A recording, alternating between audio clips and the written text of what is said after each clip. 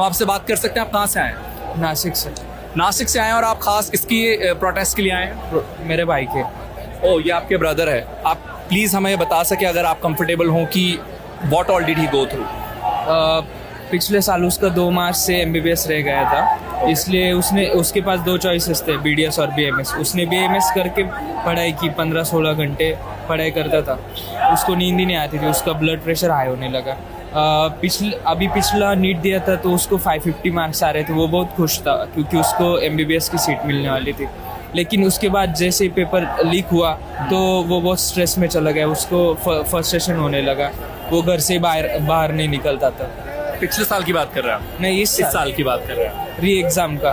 तो री एग्ज़ाम के एक दिन पहले 20 जून को उसने कर लिया। और आप नासिक में रहते हैं? हाँ। तो आपके घर वालों की अब क्या दशा है उसके बाद?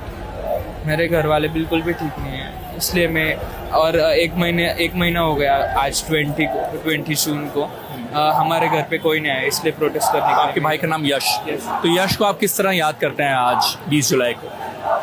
अभी 1 महीना हो गया, 1 महीने से पहले वो हमारे साथ ही था।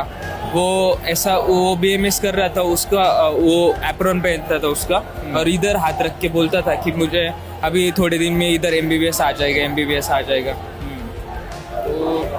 तो आज जो इतने लोग इकट्ठे हुए हैं, क्या आपने एक्सपेक्ट किया था कि ये सारी भीड़ यहाँ पर पहुँचेगी?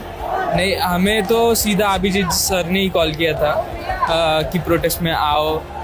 उन्होंने ही पूछा था क्योंकि 20 जून को और 1 जुलाई को उन्होंने कॉल किया था, तो बाकी तो किसी पॉलिटिशियन ने हमारे घर तक कोई नहीं आया। राइट। देखिए, आप एक ऐसे व्यक्ति हैं जिनको डायरेक्ट लॉस हुआ है, राइट, और एक ऐसा लॉस है जो कभी भी जिससे आप रिकवर नहीं हो सकते। तो आप ऐसे लोगों को क्या कहेंगे जो फिलहाल घर में बैठे हैं, अपने कंफर्ट में बैठे हैं, और उन्हें लगता है कि उन्हें शायद कोई असर नहीं पड़ेगा और इस व्यवस्था से, इस जो भी कंडीशंस हैं इस वक्त, उससे उनको कोई प्रॉब्लम नहीं होगी?